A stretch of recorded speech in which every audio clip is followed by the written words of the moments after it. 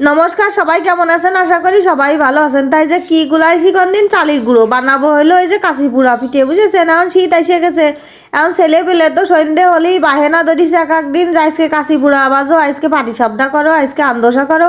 তা কাশি পুরা খাবে আজকে, কারণ হলো দুপুরবেলা মুরগির মাংস রান্ধিলাম, সেই জন্যই করলো কি মা কাশি পুরা বানাও, মুরগির মাংস দেখাবো। তাই জন্যই ঝটপট কাশি পুরা বানাই ফেলতেছি। অনেকেই ভাবে কি যে গ্যাসে বলে কাশি পুরা হয় না, কি ডাক হইছে বাপু যে গ্যাসে কাশি পুড়া হয় না। তাই দেখেন তো আমি কি সুন্দর করে কাশি পুড়া বানাই ফেললাম। পিঠেগুলোও কিন্তু সেরামে সুন্দর হয়েছে। যে প্রথম কুলা ভাজা হয়ে যাচ্ছে, প্রথম কুলা গামলায় ধোয়ার সাথে সাথে আওয়া হয়ে যাচ্ছিল পিছন দিকতে, আর পরের কুলাও দিয়ে দেবো। তাই যে প্রথম কুলা দিয়েছেন, আমি তো ভয় পাচ্ছিলাম যে প্রথম কুলা কিন্তু কাশি পুড়া মোটে হতেই চায় না। তা যাই হোক, আমার কিন্তু ভালো সুন্দরই হয়েছে, দিয়েছেন ফাইন সুন্দর, বেশ ফুটো ফুটো হয়েছে। আবার পিছন পাশ হলেও ভালো সুন্দর সাদা হয়েছে। আর এই যে আর এক খোলাও দিয়ে দিছি, এটাও আপনাকে দেখাবানে তুলে। আর ও খোলা তো আওয়া হয়ে গেছে, ওই পাশটা ছেলে পেলে গরম গরম শুধু শুধু নিয়ে খাচ্ছে। আমরাও কিন্তু ছোটোবেলায় মার পিছনে দাঁড়ায় থাকতাম, কখন এক খোলা নামাবে, তারপরে ঝটপট করে নিয়ে দৌড় মারবো। তা আমার ছেলে পেলেও ঠিক সেই কাজই করতেছে। তারপরে চলে আসবো চাটনি বানাতেই। তাই আনে নিয়ে নিছিল একটা টমেটো আর 2-3 পিস আদা কুচি, 3-4 পিস রসুন কোয়া, আর নিয়ে নিছি ধনিয়া পাতা। তা টমেটো আনতে কইলাম বাজারের, তাই একটা টমেটো আনতে কইছি বলি একটা টমেটোই নিয়ে আইছে।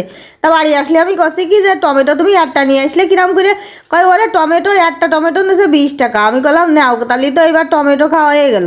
তা যাই হোক, একটা টমেটো দিয়ে আজকে চাটনি বানাবো। আর এদিকে কিন্তু টক টক হওয়ার জন্য আরও একটু গন্ধরাজ লেবু দিছি, দিয়ে দিছি কয়টা কাঁচা জাল, আমরা যেরকমের জাল পছন্দ করি সেরকমের জাল দিছি। আর দিয়ে দিছি লবণ, তারপরে দিয়ে দেবো একটু চিনি সামান্য একটু, কারণ টক ঝাল মিষ্টি হবে চাটনিটা। আর এদিকে ধনে পাতা চাটনি আমার ছেলে পেলে খুবই পছন্দ করে, মাংস ধুয়ে মনে হচ্ছে চাটনি দিয়েই খাবেন সব, এরকম একটা অবস্থা।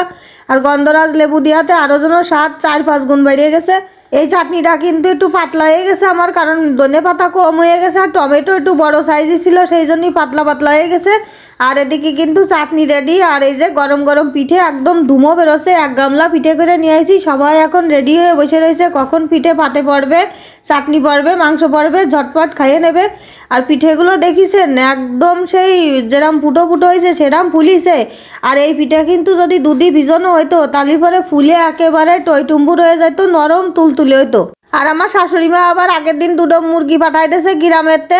তা তো আগের একটা ভিডিও দেখেছেন যে গ্রামেরতে মনুকের বাবা মুরগি নিয়ে আইছে, ওই 2টো হইলো আমার শাশুড়ি মা পাঠাই দিয়েছে তার 2 নাতি ছেলের জন্য। সেই মুরগি রান্না করা হয়েছে, আর মুরগিটা খুব ভালো খাতি স্বাদ হয়েছে। আর এদিকে কিন্তু চাটনি দিয়ে দিচ্ছি। আমার বড় মনু কয় যে মাংস দাও, তারপরে আবার চাটনি দেখে কছে যে চাটনি দিয়ে আগে খাবো মাংস পরে খাবো। তা যাই হোক, চাটনিটা সবাই খুব মজা করে খাইছে। আর মাংসের ঝোল দিয়ে তো কোনো কথাই হবে না, সবাই খুব মজা করে। যাই হোক, পিঠেটা পছন্দ করেছে, এটাই বড় কথা, যে এত কষ্ট করে বানায়ে যদি সবাই ভালো করে খাতে পারে সেইটাই হলো আমাকে শান্তি। আমার এই ভিডিওটা যদি আপনাদের কাছে ভালো লেগে থাকে অবশ্যই লাইক কমেন্ট শেয়ার করবেন, সাবস্ক্রাইব করবেন। সবাই ভালো থাকবেন, টাটা।